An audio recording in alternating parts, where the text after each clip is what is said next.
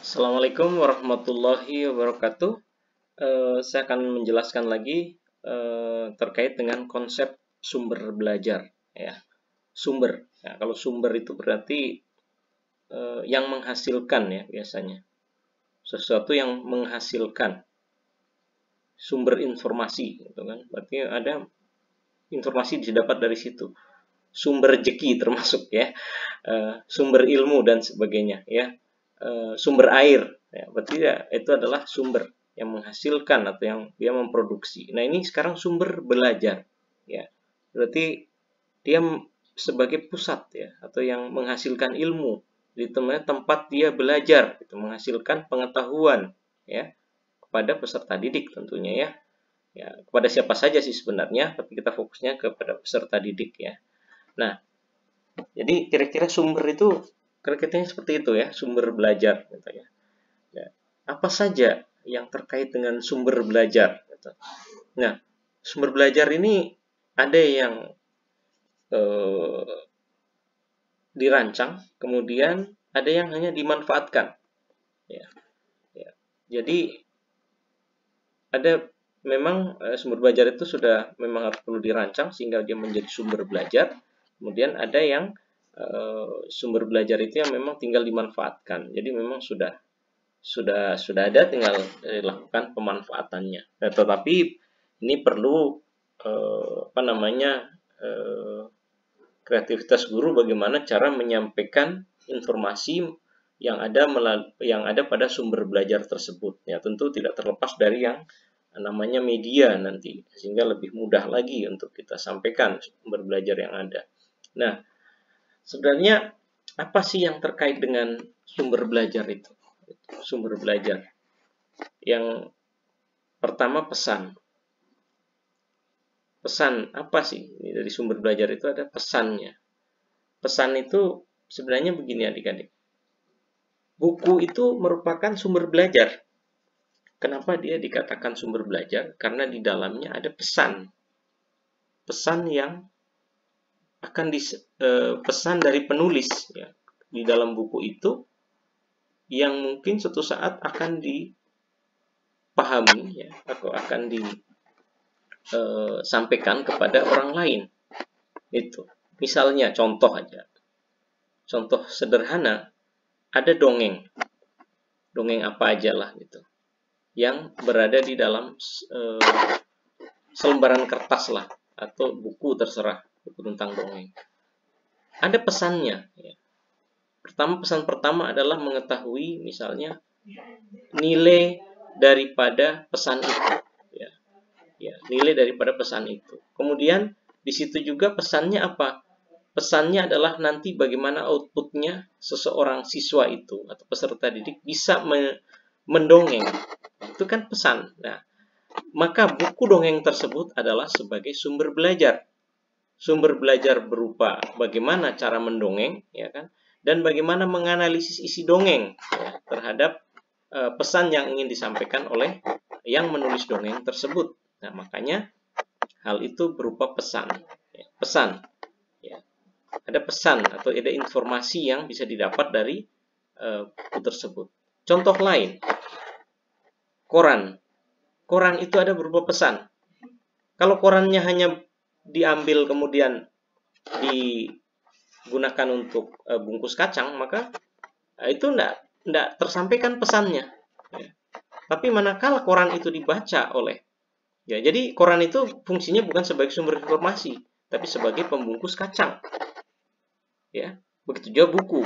Ya. Tidak ada sumber informasi, tapi sebagai alat atau media untuk sebagai tempat kacang saja gitu. Jadi tidak menyampaikan pesannya. Tapi manakala koran itu dibaca oleh seorang, ya, dan orang itu memahami atau mengetahui apa yang tertulis yang dia baca, maka itu adalah sebagai sumber informasi atau sumber belajar. Oke, ya, walaupun korannya itu mungkin sudah 5 tahun lalu, tapi ada situ misalnya ternyata dia dapat bagaimana cara menghilangkan rasa nyeri pada gigi. Terus dia dapat informasinya, dia baca, dia praktekkan, maka pesannya sampai. Koran itu menjadi sumber informasi. Tapi manakala koran itu hanya dipakai untuk alas duduk, maka bukan sebagai sumber informasi, tapi sebagai alat untuk diduduki gitu ya, dan seterusnya, sebagai alat untuk membungkus kacang gitu. Sekarang orang itu sama seperti yang saya jelaskan sebelumnya ya. Orang itu adalah sumber belajar manakala orang itu menyampaikan informasi terkait dengan kegiatan pembelajaran, dalam kegiatan pembelajaran. Contoh, ya, kalau ada orang, Anda duduk, itu bukan sumber informasi. Ya. Apalagi kalau orangnya misalnya memukul, ya, berarti bukan sumber informasi, itu sumber masalah namanya. Ya, manakala orang itu pada saat Anda duduk ya dengan orang tersebut, tapi orang itu misalnya taruhlah dia bercerita, ya, bercerita tentang misalnya Anda duduk di pesawat gitu. Anda tanya, Pak, Bapak tahu nggak bagaimana proses pesawat ini bisa terbang? Nah, terus dia jelasin caranya terbang itu pesawat begini, gini. Maka orang itu adalah menjadi sumber belajar bagi orang yang mendengarkan itu. Bagaimana kalau orang itu duduk ya tadi cuma diam, dia baca koran, dia diam dan seterusnya ya, maka dia bukan sebagai sumber informasi, ya, tetapi dia ya hanya sebagai teman duduk saja. Dia tidak menjadikan sumber belajar, dia tidak menjadi sumber belajar. Oke, jadi seperti itu. Ya, orang yang dalam hal ini, kalau tadi adalah buku ya, di dalam pesan itu ada, orang itu adalah orang itu menjadi sumber belajar manakala dia memberikan informasi. Ya, misalnya Pak Ustadz, kemudian guru ngaji ya, kemudian guru di kelas, kemudian ya termasuk guru karate, guru silat ya, jangan guru silat lidah ya. Oke, guru karate, terus ya termasuk saat ini saya juga sebagai sumber informasi ya, sumber belajar ya. Kemudian yang berikutnya adalah bahan. Kenapa bahan dikatakan sebagai sumber belajar? Ya. Bahan itu misalnya membuat kue, ya, atau air lah, sejauh-jauh. Air itu kok warnanya ada yang jernih, ada yang keruh ya, ada yang bisa hitam, kok ada air kopi. Air kok rasanya manis. Air kok kadang bisa menggigit, bukan menggigit ya. Biasa ada yang bersoda ya. Anak kecil bilang ini dia punya air gigit gitu kan, menggigit lidah. Kok bisa seperti itu? Nah, itulah bahan menjadi sumber informasi. Ya. Oh, ternyata di air ini ada mengandung namanya H2O. H2O itu apa? H2O ini dan seterusnya. Bahan juga bisa menjadi misalnya terigu. Terigu diolah menjadi apa?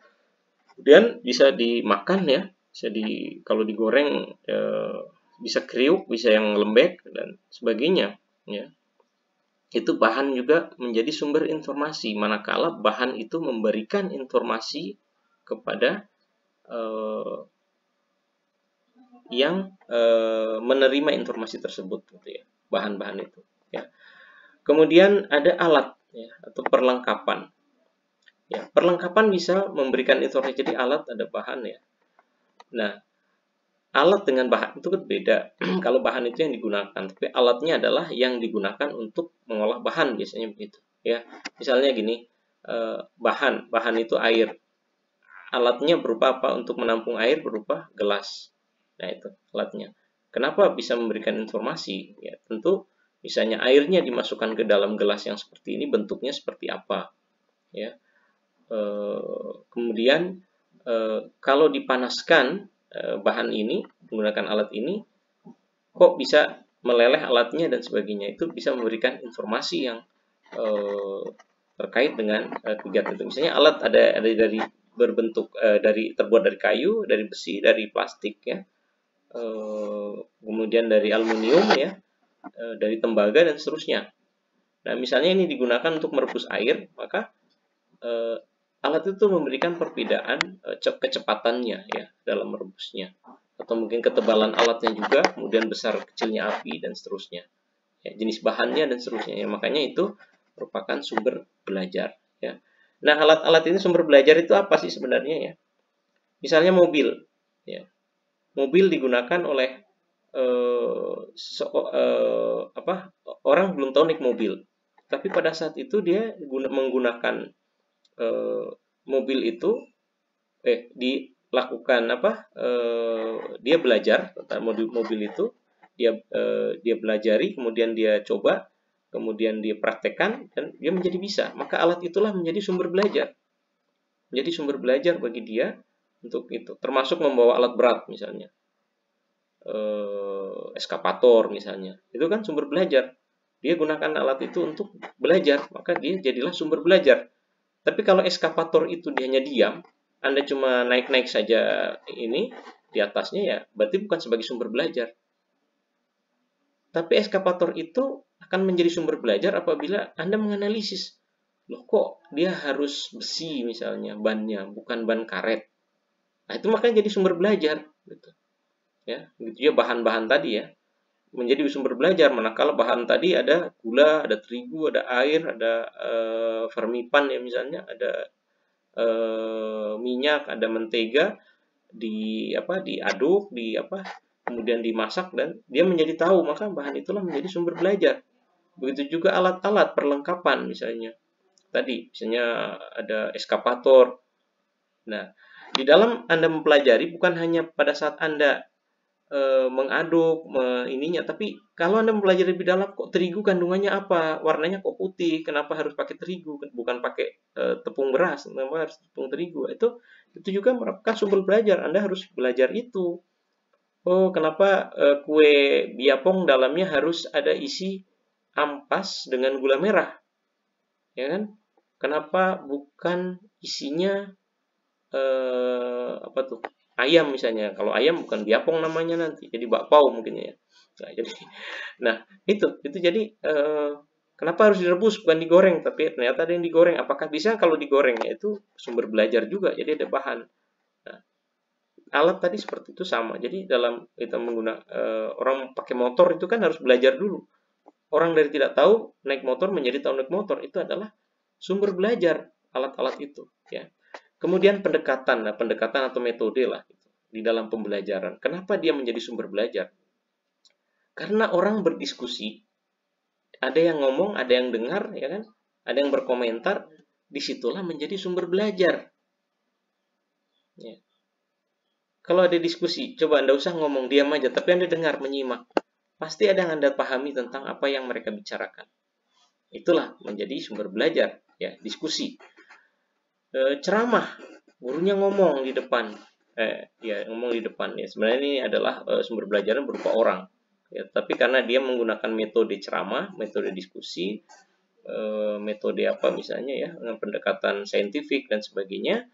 Nah, maka apa yang dibahas itu, baik mau diskusi, mau istilahnya tanya jawab, mau Anda menjawab pertanyaan, ya, kemudian dijelaskan di depan kelas, itu merupakan sumber belajar. Jadi dia mengklasifikasikan bahwa pendekatan itu adalah sumber belajar. Karena di dalam pendekatan itu atau metode itu ada orang yang diskusi, ada orang yang tanya jawab, ada orang yang mengerjakan kelompok, ada yang disuruh membaca, ya kan? Nah, sehingga disitulah menjadi sumber belajar. Walaupun sebenarnya hal itu adalah kalau dijelaskan adalah orang, kemudian kalau praktek juga misalnya ini adalah bahan, ya. Kalau suruh membaca buku itu adanya pesan, ya. Tapi klasifikasi ini ya silakan dimasukkan, ya.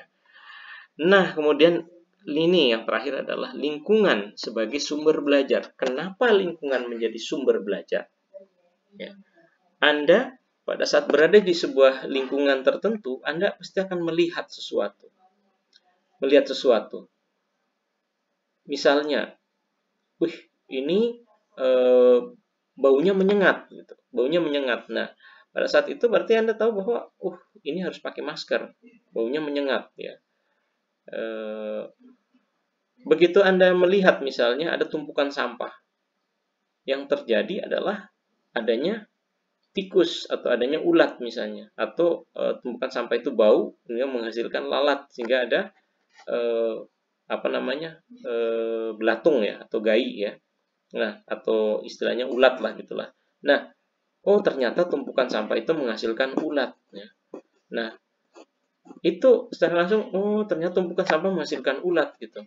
Nah, itu berarti Anda sudah belajar dari lingkungan yang ada, bahwa jangan menumpuk sampah karena sampah itu akan menimbulkan ulat. Nah, sampah itu akan menimbulkan bau ya. Air tergenang akan menimbulkan bau dan seterusnya.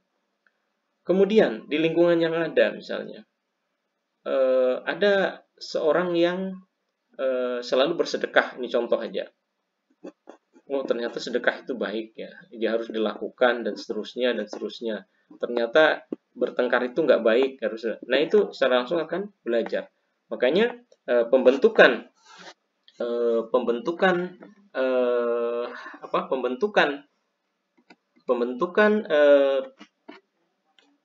siswa atau pembentukan peserta didik itu tidak terlepas dari namanya sumber belajar dari lingkungan yang ada.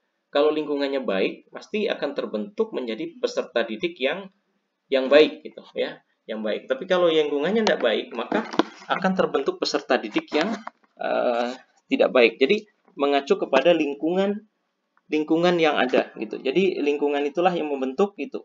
Ya, jadi dengan lingkungan yang kondusif, lingkungan yang baik, maka akan membentuk peserta didik yang lebih baik gitu. Jadi ya lingkungannya misalnya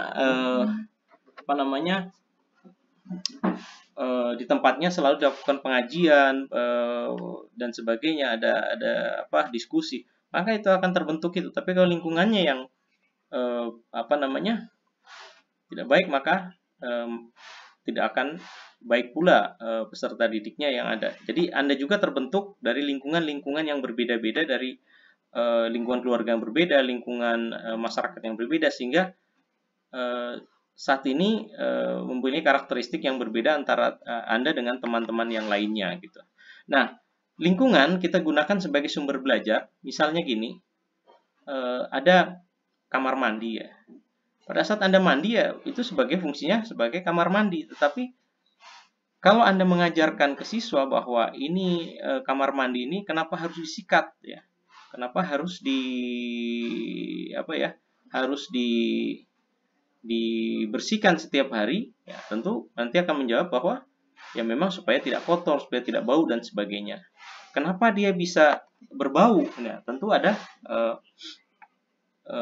analisisnya. Nah, manakala kamar mandi itu dijadikan sebagai untuk mengajarkan ke siswa, maka kamar mandi itu sebagai sumber belajar. Ya, sama seperti pesan koran tadi dan orang tadi ya. Ya, manakala orang tadi adalah dia memberikan informasi, maka itu merupakan sumber belajar. Lingkungan juga begitu. Kita gunakan sebagai sumber informasi, maka dia menjadikan sumber belajar. Kita gunakan dalam kegiatan pembelajaran, maka dia menjadi sumber belajar. Laptop ya, laptop. Kalau laptop masuk mana? Alat ya, alat. Laptop itu merupakan sumber belajar apabila laptop itu digunakan untuk sebagai sumber belajar, untuk belajar ya, misalnya belajar Microsoft Word, Excel dan sebagainya. Tetapi kalau laptop itu hanya ya digunakan untuk